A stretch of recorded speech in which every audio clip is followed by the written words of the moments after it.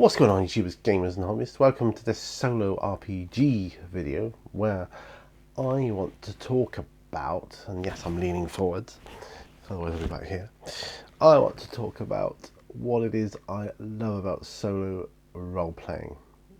And so anybody coming into this new, you might be at the stage I was at years ago, thinking, oh, the solo role-playing, what a load of rubbish, like, that could never work. You might be at that stage, but just a little spark of interest there. If so, this is me saying to you, yeah, delve into it. Don't be afraid. Give it a go. You don't know until you try. Check out my other solo role-playing videos. In them, some of them are a bit old, but it shows you some of the tools I use, and I'm going to do an updated video on the tools that I use, the kind of tools of the trade of solo RPG. And don't get me wrong, I don't use every single one every time I roleplay. That would be insane. But it's fun to try one or two different things each time to see what works for you, and then you can use combinations. I love that. That's kind of like building an army almost. It's like it's as fun to me as building an army for Warhammer. It is. It's like building my role-playing tool army or something. I don't know what's going to work for me this time. What system am I going to use? What oracles am I going to use? What tables am I going to use? Am I going to use dice? Am I going to use cards? That kind of thing. Am I going to use a linear adventure or a sandbox adventure? Yeah. How am I going to document it? Am I going to document it scenes or just from point A to point B and work my way through? There's so many things. But I want to talk about what it is I like, what it is I love about solo role playing. Now, I've always loved role playing since I was a boy, since I was at school, since I was about 12. I reckon that's probably a good guess of an age at when I started role playing in the form of Dungeons and Dragons back then. And I loved it. I absolutely loved it. I loved the whole fantasy bit, the escapism. It was incredible. It was like a groundbreaking thing for me. What do you mean you don't play on a board? That's incredible. How does it work? And all this kind of stuff. And you use dice that I don't understand, all these different sides. And it was really, really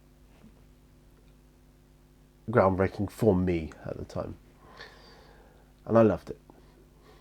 But over time, I've come to realise they got the good points and the bad points. Playing in a group, to start with, I've played in many groups over the years, large and small, even, one-on-one. I've even gone down to that, or one-on-two, And I think when you're playing in a group,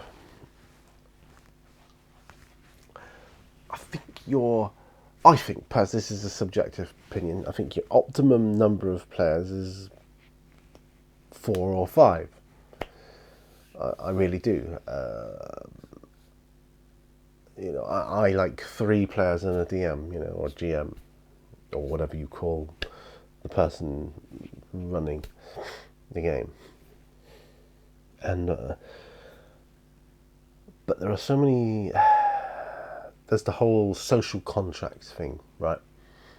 Where you've got to have certain house rules and agreements, like not going on your phone or not talking over people, not trying to hog the game, the limelight, as it were. All those kind of things. Then there's the whole time factor. Can you get everybody in the same room, at the same time, on the same day? Well, with real life commitments, and real life has become a plethora of obstacles to throw in your way, you know, to upset your plans, basically. It all seemed so simple as a kid. It all seemed so simple. Oh, let's role play tomorrow night. You know, the three of us or the four of us. Yeah, no worries. I'll see Rob. I'll see James. I'll see, you know, whoever. I'll see him in maths, and we'll arrange it. Just come round. It's so simple, right? It was so easy. Or you have every Thursday night, or whatever it might be. So simple. Then you get a bit older. I had a different kind of circle of role playing friends and associates when I was like a student, going into uni and things like that. And they were good times as well. I've enjoyed, to put the record straight, I've enjoyed all my periods of role playing for different reasons. So that was kind of cool. Wasn't quite so easy to arrange games with everybody, but it was doable. It was quite doable. And I had some fantastic games, things like that's when I first tried Talislanta and Vampire the Masquerade and things like that, And then, a bit later on, getting older now, you got a family and commitments. Eventually found a group of people that had the same sort of free time as myself, and it worked for a while. It worked, and then COVID, lockdowns. What do we do? Let's explore, things like Roll20 and things like that. So did that for a while, but it was still, you still had the same issues that you did in person, and sometimes your internet would go or whatever, you couldn't hear properly. It was more difficult to throw your energy into the characters online. It's doable, and it's better now than it used to be. I looked into the whole solo role-playing thing, and believe me, it works. It really does. But don't take my word for it. Find out for yourself. It works. Now, what I love about it, I don't have to rely on anybody else. I won't ever disagree with anybody else. My time is my own. I play for as long or as short as I want. It's impossible to talk over anybody, fall out with anybody. Impossible. And I can just do it whenever I like and immerse myself as much as I want. I love it. And most games can be done solo. Not all of them, for various reasons, sadly. Or take Alien, for example, is a very difficult one to do solo. I haven't been able to pull it off yet, but you can do it, but you've got to make certain concessions. You won't get the same gaming experience that the Free League want you to have if you do it that way. For things like personal agendas, if you're the only player, you're going to know everybody's personal agenda if you have that, and you can't do it randomly because each character that has a personal agenda is going to would have to role play according to the confines of their personal agenda. If I'm making any sense, if not, I apologise. And you just can't do that without knowing the whole story, and so that's a little bit frustrating. So the only way really you can do it is to get rid of the whole personal agenda thing and just put up with it basically. But there's so many different options out there. There's hex crawls and dungeon crawls. But I like games as well that are more mental as well, like things like Call of Cthulhu. Wow, that's so doable solo. Brilliant game. Forbidden Land is another great one to do solo. Great. I've enjoyed D&D solo, and I've got a lot of 5th edition books. I haven't got any of the new ones. I just don't know anymore about 5th edition, or D&D, the where it's going. I don't know if it's my thing. I'm just holding on to a dream, an ideal there. Whether the next edition, I suspect, won't be for me. But we've had a lot of great editions up until this point. And not only that, we're spoiled with amazing RPG systems these days. I've got a load. Got a load of old school ones as well. Things like Lord of the Rings, which the old school Lord of the Rings is far too complicated for my poor brain these days. I've got the Doctor Who, that's pretty complex too. The faster one. I've got Judge Dredd, awesome, Games Workshop. But I've got a lot of newer ones as well, so they're a lot more streamlined these days and a lot more conducive to solo play. So if you're thinking about it, you're thinking about dipping your toe in, my advice would be, if you're thinking about dipping your toe into solo role playing,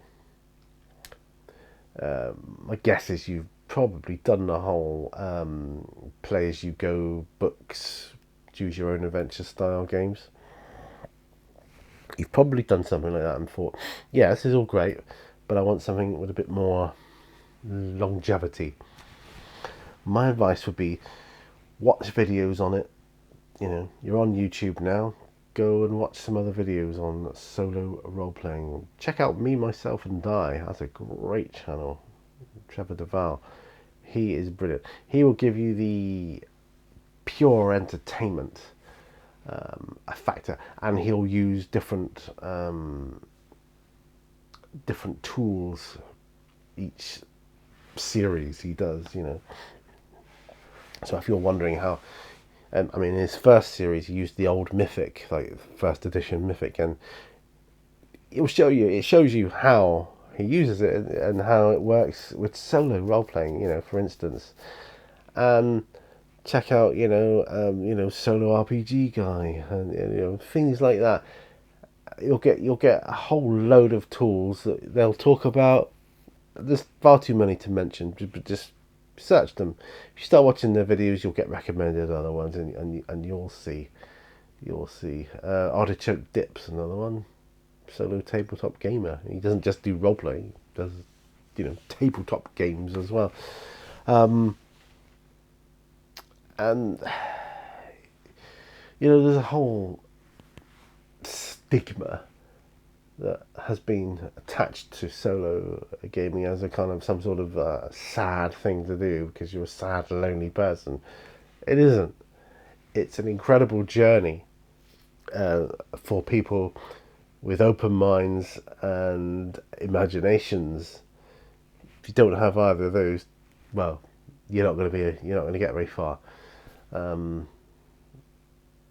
But that's not the case, because you obviously do.